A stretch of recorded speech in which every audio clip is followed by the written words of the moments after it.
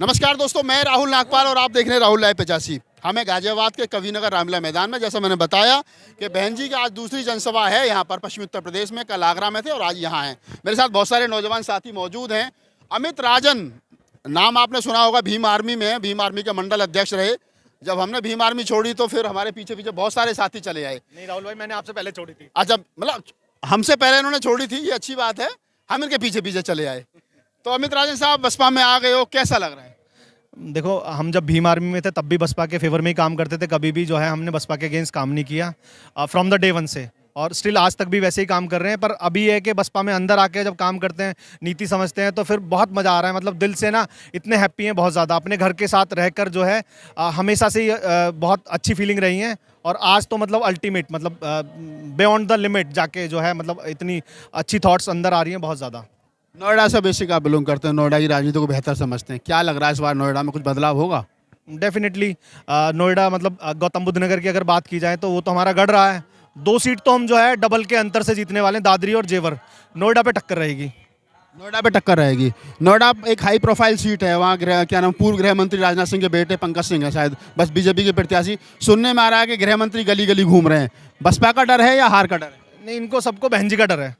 बहन जी ने इनके अंदर ना दहशत बैठा दी है। इनको समझ नहीं आ रहा, ये सोच रहे हैं कि बहन जी क्या करने वाली है। इतने दिन से शांत है, तो इनको लगता है कि बहन जी अंदर खाने इतनी मजबूती से काम कर रही है कि इनको ये ना उनकी रणनीति को भेदने के लिए जो है लोगों से जानने की कोशिश कर रहे हैं, नेताओं से जानने की कोशिश कर रहे हैं कि बहन जी बाहर क्यों नहीं निकली, लोगों को उकसा रहे हैं। और अब सही समय पर बहन जी जो है रैली के मैदान, कल जवाब दे दिया बहन जी ने आगरा में कि मैं घर से बाहर क्यों नहीं निकल रही थी, बता दिया। घोषणाएं भी होने वाली हैं। आज यहाँ पे कुछ घोषणाएं होंगी। और जो हमारा जो पार्टी का जो कैडर है, मतलब बहुत मजबूती के साथ काम कर रहा है। चलिए, ये बताइए कि जब आप भीम आर्मी छोड़ कर के आए तो भीम आर्मी के वो जो तमाम लोग थे, अब तो कहते होंगे कि हमें भी बसपा में बुला लो, या फिर कहते होंगे अगर आप वापस आ जाओ। नहीं, जब मैंने छोड़ा तो मेरे साथ 70% लोग छोड़ चुके थे साथ ही, ठीक है। और 30% लोग रह गए थे, वो जो अपने निजी फायदे के लिए रहे थे, वो धीरे धीरे सब वापस आ रहे हैं। अब कोई बचा ही नहीं है। गौतम बुद्ध नगर में भीम आर्मी नाम मात्र के लिए बची है। राजनीति करनी होती तो वहाँ आज़ाद समाज पार्टी थी, कारण क्या रहा छोड़ने का? नहीं देखो, मैं जब शेखर के साथ जुड़ा था तो शेखर के साथ कुछ कंडीशंस रही हैं मेरी। मैंने जेल में कुछ बातें की थी, उनमें से कुछ मुद्दे थे। मैंने उनसे पूछा था कि तुम्हारा विज़न क्या है, तो उन्होंने विज़न बताया था कि भाई हम सामाजिक काम करेंगे और राजनीति करनी होगी तो हम जो है बसपा ज्वाइन करेंगे। वो अपने कमिटमेंट उन्होंने तोड़ा, तो हम अपनी कमिटमेंट पर कायम रहे। तो एज यूजल उन्होंने राजनीतिक पार्टी बना ली तो इसलिए आपने बसपा क्या नाम है, भीम आर्मी छोड़ दी। नहीं, पार्टी तो बननी नहीं चाहिए मेरे हिसाब से। देखो, यूपी की अगर बात की जाए तो यूपी में बीजेपी और कांग्रेस और या फिर अन्य पार्टियों का अगर मैं नाम लूँ तो उनका एक विज़न है। वो चाहते हैं कि जैसे महाराष्ट्र में बाबा साहब के आंदोलन को उन्होंने ख़त्म किया, वो यूपी में भी इस तरह का आंदोलन ख़त्म करना चाहते हैं। वो चाहते हैं कि हमारे समाज में छोटे छोटे दलाल पैदा कर दिए जाएँ और ये जो मिशन वो निजी फ़ायदे के लिए उसको ख़त्म कर दें। तो हमें लगता है कि भैया हम अपने निजी फ़ायदे के लिए नहीं आए हैं, इस मिशन में काम करने के लिए, समाज को आगे बढ़ाने के लिए आए हैं। तो हमारी नैतिक जिम्मेदारी है कि हम बाबा साहब के मिशन को पीछे ना जाने दें। तो इसीलिए हमें पता है कि बसपा और बहन जी जो है मजबूती से काम कर रही हैं और हमारे जो बाबा साहब का जो मिशन है उसको बहुत मजबूती से आगे बढ़ा रही है। तो हमारी नैतिक जिम्मेदारी है कि हम उस मिशन के साथ खड़े होकर और आने वाली पीढ़ी को इतना जागरूक और इतना तैयार कर दें कि हमारा जो मिशन है वो बहुत आगे जाए, बहुत आगे जाए। चलिए, आप तो अमित राजन हैं, भीम आर्मी छोड़ करके बसपा में आए। मेरे साथ बसपा के एक और नौजवान यूथ जो है वो मोहित जाटव हैं और लोकल राजनीति बेहतर समझते हैं। मोहित, युवाओं में पिछली बार युवा भटक गया था, कहते थे कि युवा भटक गया, 15 लाख के लालच में भग गया, हिंदुत्व के लालच में चला गया। इस बार क्या स्थिति है यूथ की खास तौर से? सबसे पहले तो मैं आपका धन्यवाद देना चाहूँगा राहुल नागपाल जी। आपके चैनल के माध्यम से एक बात बताना चाहूँगा कि पहले भी युवा नहीं भटका था, पहले भी युवा नहीं भटका था। और ख़ास तौर से मैं प्रदेश की नहीं, मैं अपनी विधानसभा की बात करूँगा। मैं मोदी नगर विधानसभा से अध्यक्ष हूँ बहुजन समाज पार्टी का। पिछली बार 2017 में जो लोग बता रहे थे भाजपा की आंधी है, हमारा बहुजन समाज पार्टी का जो कैडर का वोट है वो बहुजन समाज पार्टी के सिंबल के साथ चट्टान की तरह खड़ा रहा। हमारे यहाँ लगभग 45,000 वोट है जो जाटव समाज के। 45,000 में से 35,000 वोट बहुजन समाज पार्टी के साथ डाली। युवा बहके नहीं थे। जो हमारा कुछ जो पिछड़ा, अति पिछड़ा वर्ग है वो बहक गया था। जो हमारे साथ 2007 की पूर्ण बहुमत की सरकार बनाने में सबसे ज़्यादा हिस्सेदारी रही है, वो पिछड़ा, अति पिछड़ा और हमारा अपर कास्ट वो पिछड़ा था। हमारा जो खुद का वोट बैंक है वो कभी नहीं पिछड़ा। इस बार पिछड़ा, अति पिछड़ा या सवर्ण वोट जो है वो आ रहा है, वो खूब आ रहा है, क्योंकि इन्होंने जो वादे किए थे, इन्होंने जो लोगों को लुभाने की बात कही थी, जैसे कि 2 करोड़ रोजगार प्रतिवर्ष देने की बात की, 15 लाख वाली बात की और महिलाओं को सम्मान देने की बात कही, महंगाई को कम करने की बात कही। कोई भी एक काम मुझे गिनवा दीजिए आप। महंगाई चरम पर सीमा पर है। लॉ एंड ऑर्डर की बात करो तो मेरी मोदी नगर विधानसभा में कल परसों योगी जी आते हैं। एक तरफ तो योगी जी के आने की दौड़ में सारा प्रशासन एक तरफ लग जाता है, दूसरी तरफ जहाँ पर योगी जी आते हैं उस पैलेस के पीछे एक महिला का मर्डर हो जाता है। क्या लॉ एंड ऑर्डर है ये? आप बताइए मुझे। मतलब आप ये कह रहे हैं कि लॉ एंड ऑर्डर हो, महिलाओं की सुरक्षा का सवाल हो, या लॉ एंड ऑर्डर हो, या बेरोजगारी का मामला हो, हर जगह बीजेपी फेल रही है। समस्त आप बात करो, सभी जगह भारतीय जनता पार्टी फेल हो चुकी है। अब लोग बहुजन समाज पार्टी को याद कर रहे हैं, क्योंकि जब जब बहुजन समाज पार्टी की सरकार बनी है सर्व समाज को सम्मान देने का काम किया। खास तौर से अगर महिलाओं की बात करूं तो महिला आयोग का गठन, महिला थाने का गठन 2007 की सरकार में आदरणीय बहन कुमारी मायावती जी ने किया। जो असली महिलाओं को सम्मान देने की बात अगर कोई करती है वो सिर्फ एक नेता, हम सबकी नेता आदरणीय बहन कुमारी मायावती जी। और अगर बात करो लॉ एंड ऑर्डर को, आप सभी लोग जानते हैं राजा भैया को। राजा भैया को या तो राजा भैया देश के बाहर थे या जेल के अंदर थे जब बहुजन समाज पार्टी की सरकार होती थी। गुंडे माफिया पहले ही प्रदेश छोड़ के भाग जाते थे।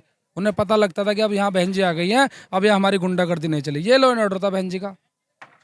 तो समाज के लोगों ने बहन कुमारी मायावती जी को अपना नेता मान करके उनको वोट करने का फैसला कर लिया है। और इस बार 10 मार्च को जब चुनाव आएंगे तो हमारी नेता बहन कुमारी मायावती जी इस प्रदेश की 5वीं बार मुख्यमंत्री बनेंगी और इस प्रदेश का पूरा विकास होगा। 5वीं बार मुख्यमंत्री बनेंगी। ग्रेटर नोएडा से आए हैं। मैं तमाम साथियों से बात करूंगा, आप थोड़ा आगे आ जाइए। क्या नाम है आपका? मदन मोहन सुमन। मदन मोहन सुमन साहब कहाँ से आए? मैं वैसे आगरा से हूँ लेकिन एनसीआर में रह रहा हूँ। आगरा का हाल तो बहुत अच्छा है, मैं कल आगरा में ही था। तो यहाँ कहाँ रहते हैं? साहिबाबाद कुड़ा। क्या स्थिति है जहाँ आप रहते हैं बसपा की? स्थिति बहुत बढ़िया है। और ये जो मायावती बहन जी ने जो टिकट बांटी हैं ये इस हिसाब से बांटी हैं कि बीजेपी का सारा गणित फेल कर दिया है। बीजेपी का साहिबाबाद विधानसभा का हाल वो बता रहे थे, कहते कि बीजेपी का सारा गणित फेल कर दिया है। हमारे साथ और भी एक दो मेहमान हैं। आप बताइए क्या नाम है आपका? मेरा नाम महिपाल से, मैं नोएडा विधानसभा गौतम बुद्ध नगर से हूँ। क्या है नोएडा के बारे में अक्सर कहा जाता है कि बीजेपी का गढ़ है, बीजेपी हमेशा से जीतती है वहाँ। क्या मतलब इस बार क्या हाल है? बीजेपी ने तो समझ रखा है कि हमारे बाप की बाकौती है।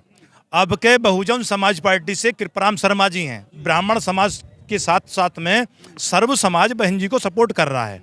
और अब के इनको इतनी बुरी तरह से हम धकेलेंगे, कम से कम 3रे नंबर पे इनको पहुंचा कर छोड़ेंगे हम।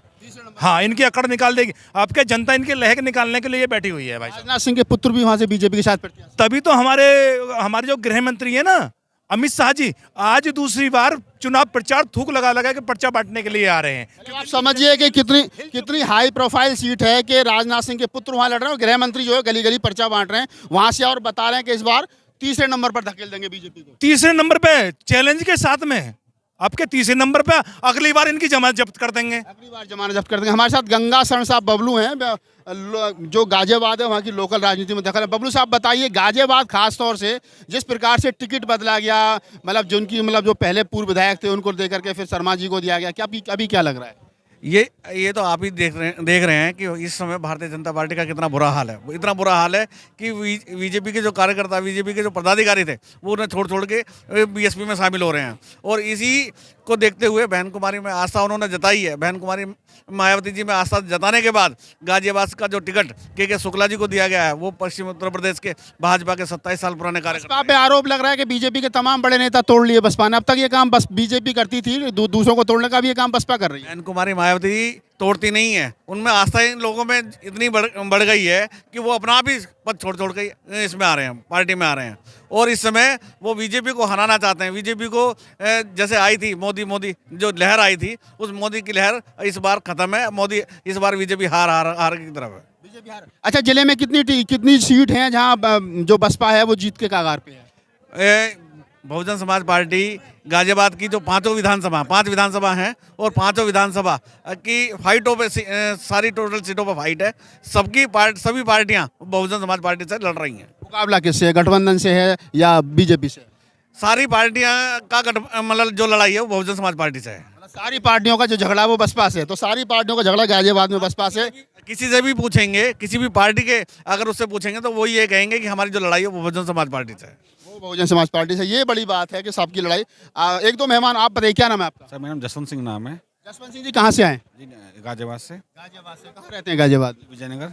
क्या विजयनगर में तो अक्सर जो लैंड पार्क का जो इलाका जिसको कहते हैं कि लैंड पार्क का, इस बार तो बसपा ने प्रत्याशी भी लैंड पार्क का दे दिया। अब तो मतलब खुशी होनी चाहिए। ये बहुत खुशी की बात है कि बहन जी ने पहली बार जो प्रत्याशी दिया वो लाइनपाट क्षेत्र को दिया है। ये लाइनपाट क्षेत्र में विधायक जी के बाद कोई विकास नहीं हुआ है। जो विकास किया था वो सुरेश बंसल जी ने विकास किया था वो लाइनपाट क्षेत्र में। तो हमें अच्छी बात है, बहन जी हमें अपना क्षेत्र का प्रत्याशी दिया।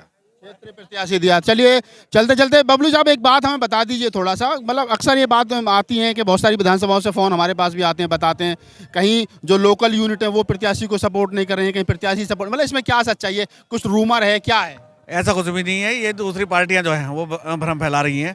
बहुजन समाज पार्टी का जो इस बार कार्यकर्ता है वो बूथ तक गया हुआ है, घर घर गया हुआ है। बस बहुजन समाज पार्टी घर घर गई है। जैसे ये नारा है कि घर घर जो बहन कुमारी मायावती जी ने बूथ के कार्यकर्ता लगाए हुए हैं वो एक एक घर तक गए हुए हैं। और इस बार हर बूथ से जिताना है कैंडिडेट को।